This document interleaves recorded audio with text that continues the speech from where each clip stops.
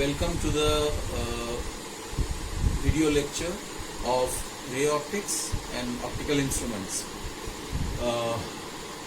Optics is a branch of physics dealing with light and its characteristic phenomena. Now, in this topic, we'll consider light in the form of ray. Ray is the straight line path followed by light. This is a ray. Now a group of ray is called a beam. This is a parallel beam.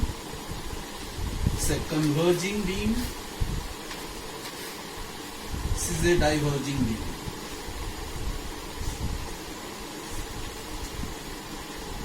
Now we'll first start the reflection of light. So reflection is a phenomena of light in which a ray is incident in the reflecting interface and back to the same medium. So I think you must have studied in your lower classes laws of reflection.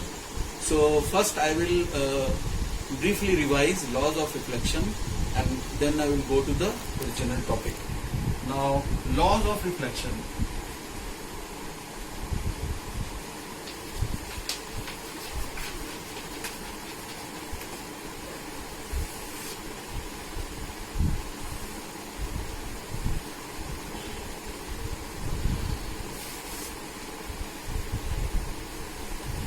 This is the reflecting interface.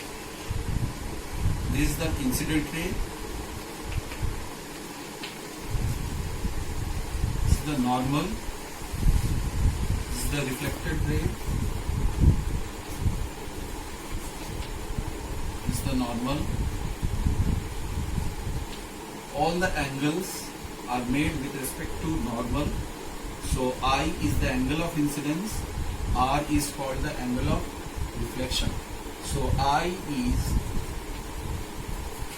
angle of incidence and R is angle of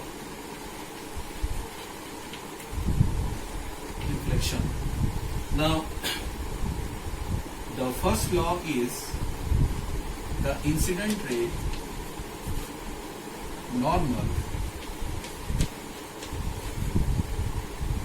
and reflected ray all lie in same plane.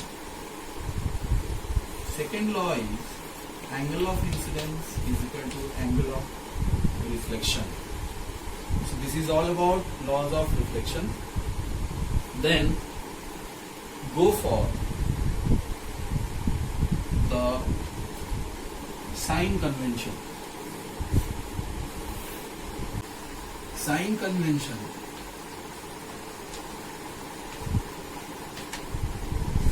this is called new Cartesian sign convention because it is similar to the coordinate system, Cartesian coordinate system. The first is the pole or vertex is considered to be the origin.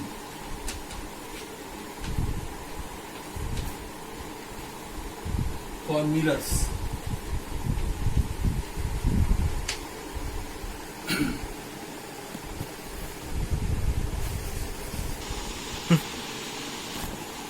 Spherical mirrors.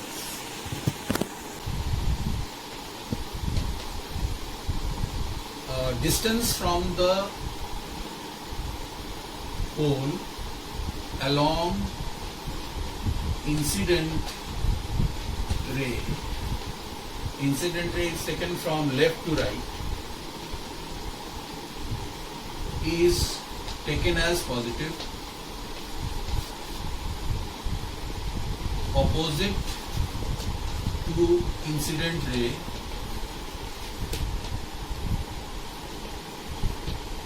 taken as negative.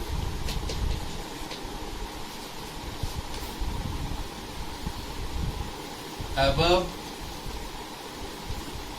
principal axis positive, below principal axis negative. Now we'll go for reflection by spherical mirrors. Spherical mirrors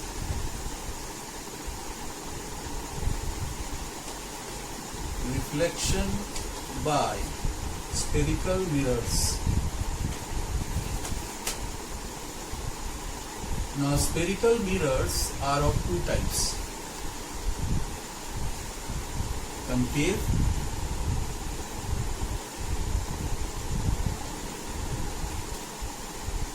convex.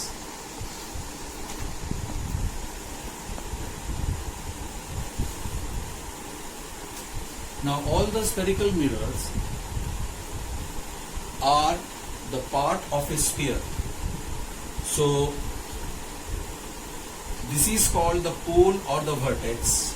So if you place a spherical mirror on a horizontal surface, the first point which touches the horizontal surface is called the pole or the vertex, from which all the distances are measured.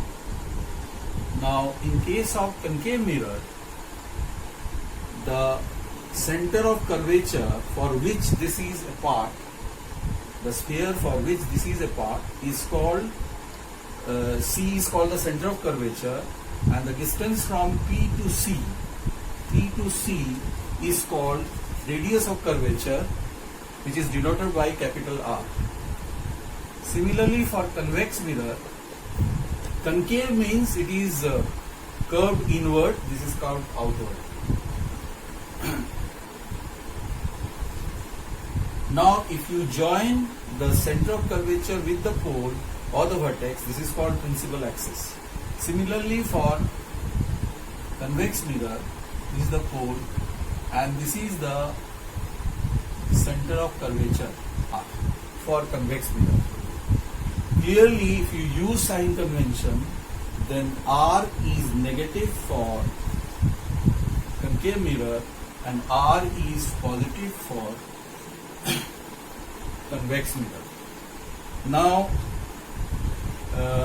for the ray diagram, what we do, we take a ray parallel to the principal axis for a concave mirror.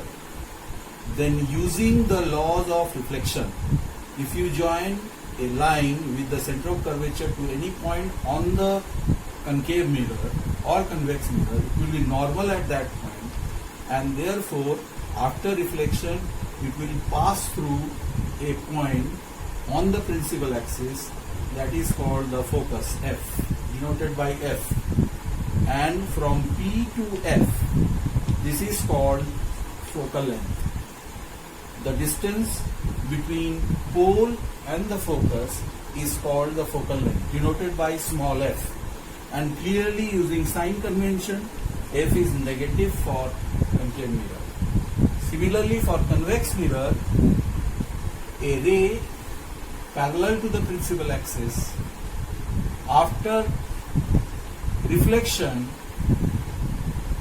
it will diverge out from the virtual focus.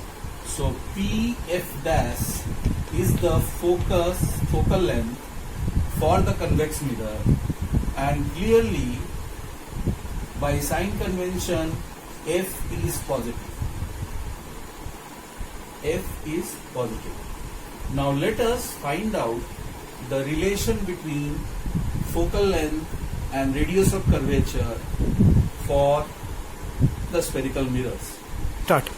Now we will derive the relation between focal length and radius of curvature for a concave mirror.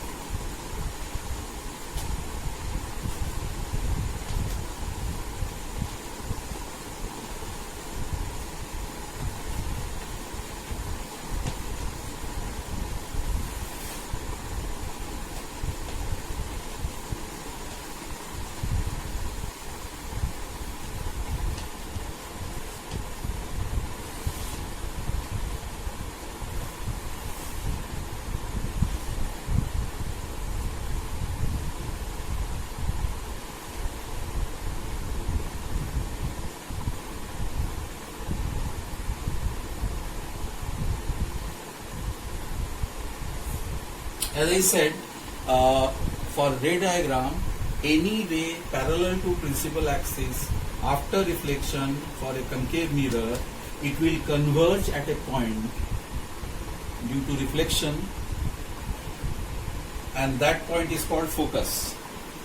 And any line joining center of curvature to the point on the concave mirror is normal at that point.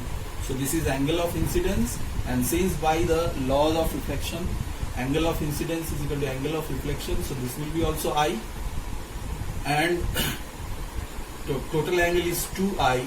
So if I take alternate angle, these two parallel lines, and this will be 2I, and angle in front of these two equal side is also, this is I, also from the parallel lines and transversal.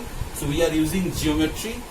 That's why sometimes ray optics is also called geometrical optics. Now this PM is very small. We call it small aperture. Small aperture. Now for small aperture, these angles are very small.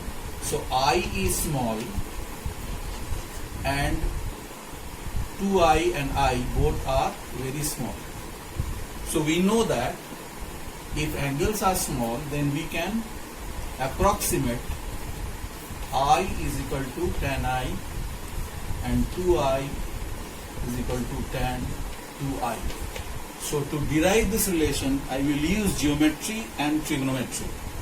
Now PM also, since it is very small, is perpendicular on principal axis, PC. Now PC is R, PF is F. Now in right angled triangle, PMF, PMF, 2I is nearly equal to tan 2I equal to PM by PF, PM by PF. This is equation 1. Similarly, in right angled triangle MCP,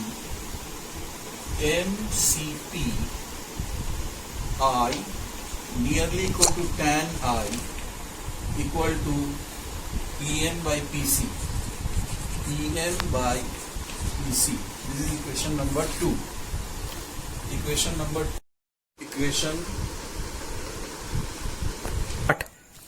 From equation 1 and 2,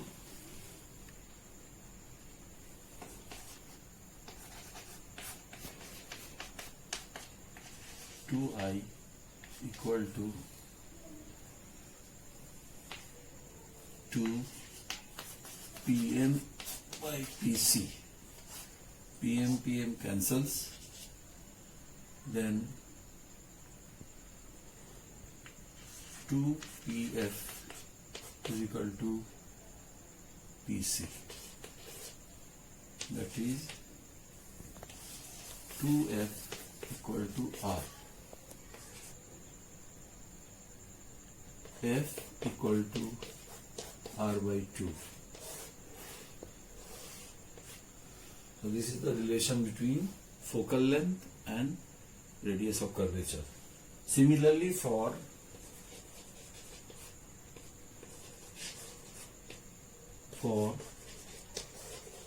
convex mirror, we can see this is your home task. Start. Similarly, for convex mirror, F is equal to R by 2. We can prove this is your home task, but according to sign convention, for concave mirror, F is negative and R is also negative, but for convex mirror, F is positive and R is also positive.